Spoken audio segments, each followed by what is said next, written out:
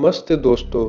आज हम आपको एक विशेष व्यक्ति के बारे में बताएंगे जिनकी कहानी और जीवन से जुड़ी कुछ राज है। Nikola Tesla.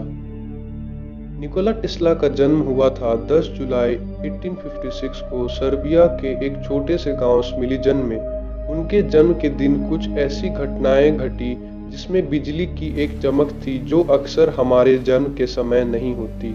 ऐसा माना जाता है कि जिस दिन वे जन्म लिए थे उस दिन बहुत जोर से कड़कड़ाती बिजली गिर रही थी। निकोला टेस्ला की बचपन से ही एक अलग प्रतिभा थी। उन्होंने अपने जीवन में कई महत्वपूर्ण खोजें की जिनका उल्लेख आज तक होता है।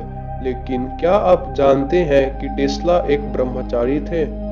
उन्होंने अपनी विचारधारा को ध्यान और तपस्या में समर्पित किया, जिससे उनकी सोचने की शक्ति और आध्यात्मिक दृष्टि प्रबल थी। ऐसा माना जाता है कि टेस्ला अपने पूरे जीवन काल में स्पर्म रिटेंशन यानी कि वीर्य का रखाव करते थे, मतलब कि वे कभी भी सेक्सुअल लाइफ से इंटरैक्ट नहीं हुए। यहाँ तक कि उनके पूरे लाइफ टाइम तक उन्होंने कभी भी ऐसी कोई कार्य नहीं की जिसमें स्पर्म वेस्ट हो। और शायद यही कारण था कि उनका यह इतना प्रतिबल सोच जो कि पूरे मानव इतिहास में एक क्रांति ला दिया था। टेस्ला की शादी के बारे में भी एक राज है। उनका कहा जाता है कि उन्होंने एक कबूतर के साथ अपनी जिंदगी व्यतीत की थी। टेस्ला का विचार था कि ये उनकी अकेलापन को दूर करेगा। अब बात करते हैं कि कैसे टेस्ला ने एडिसन, जो कि उस टाइम के एक बहुत ही महान साइंटिस्ट थे, उनके साथ काम किया। टेस्ला ने अपने जीवन में एडिसन के साथ भी काम किया था। उन दोनों के बीच में एक महत्वपूर्ण टक्कर थी, डायरेक्ट करंट और अल्टरनेटिंग करंट बिजली के प्रति। टेस्ला की एसी यानी कि अल्टरनेटिंग करंट टेक्नोलॉजी ने बिजली प्रवाहन में क्रांति ला दी, जबकि एडिसन ने डीसी डायरेक्ट करंट को प्राचीन रूप से प्रमोट किया।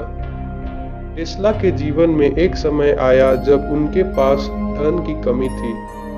तब वे जेपी मॉर्गन ने उन्हें फाइनेंशियल सपोर्ट दिया, जिससे कि वे अपना फैक्ट्री खोल सके और एसी करंट का उत्पादन कर सके। पर एक समय ऐसा भी आया जब जेपी मॉर्गन ने उन्हें फाइनेंशियल सपोर्ट करना बंद कर दिया, क्योंकि वह जेपी मॉर्गन टेस्ला के एक रिसर्च से डर रहे थे जो कि वायरलेस ट्रांसमिशन का था। क्योंकि जेपी मॉर्गन के जो कंपनीज थे वे वायर के उत्पादन करते थे और टेस्ला की इस इन्वेंशन से उनका ये बिजनेस ठप पड़ सकता था। इसीलिए जेपी मॉर्गन ने उन्हें फाइनेंशियल सपोर्ट देना बंद कर दिया, जिससे उनकी कुछ खोजें अधूरी रह गई। लेकिन टेस्ला ने कभी हार नहीं मानी और अपने खोजों में जारी रहे।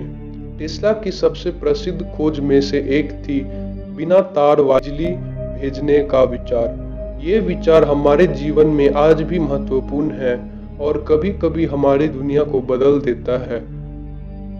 क्या ऐसा मान सकते हैं कि टेस्ला को इस जगत का सबसे क्रांतिकारी साइंटिस्ट बोलना गलत नहीं होगा, क्योंकि उनके पास ना ही केवल वायरलेस ट्रांसमिशन की टेक्नोलॉजी जिससे कि हम वायरलेसली इलेक्ट्रिसिटी को ट्रांसफर कर सके, बल्कि अन्य ऐसे भी आविष्कार आए थे जिससे कि भूकंप ला सके।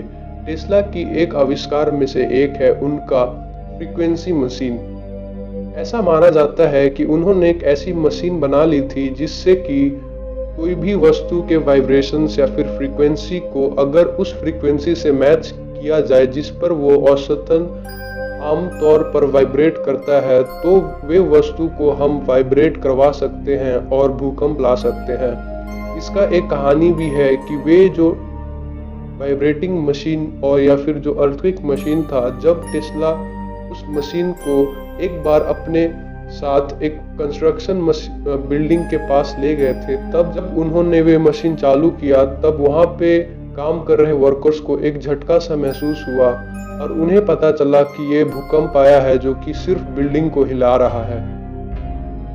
और जब बिल्डिंग जोर जोर से हिलने लगी तब सारे वर्कर्स डर के मारे नीचे आ गए।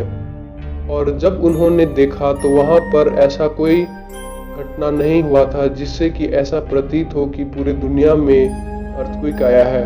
वे मशीन सिर्फ उस बिल्डिंग को जोर जोर से हिला रही थी और ऐसा भी माना जाता है कि वह ये वाइब्रेटिंग मशीन को एक राज की तरह छुपा के रखते थे। ये वाइब्रेटिंग मशीन इतना छोटा था कि पॉकेट में भी अट जाए और ये इतना शक्तिशाली था कि एक बिल्डिंग को भी गिरा दे।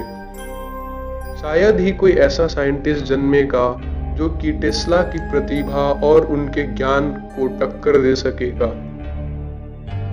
और ऐसा भी माना जाता है कि उन्होंने एक ऐसा टेस्ला टरबाइन जो कि आज भी बहुत चर्चा में है, टेस्ला टरबाइन जो कि उनके द्वारा बनाया गया एक बहुत ही एफिशिएंट टरबाइन था, जिसमें जो नॉर्मल टरबाइन जो आज हम लोग यूज करते हैं उससे भी कई गुना ज्यादा उसमें एफिशिएंसी थी। मतलब जो टेस्ला टरबाइन था उसमें 95% एफिशिएंसी थी। इसका मतलब ये है कि वे 95% एनर्जी को हार्वेस्ट कर सकता था। और यहाँ तक कि उन्होंने सबसे पहले रिमोट आरसी बोट बनाया था जिससे कोई भी वस्तु को रिमोटली कंट्रोल किया जा सकता है। टेस्ला के इन आविष्कारों ने उन्हें ना ही सिर्फ अपने देश का बल्कि पूरे दुनिया का सबसे महान साइंटिस्ट और इन्वेंटर बना दिया। ये थी निकोला टेस्ला की रहस्यमय जीवन और उनके अद्भुत योगदान। उनकी सोचने की शक्ति और उनका अत्यधिक विनम्रता हमेशा यादगार रहेंगे।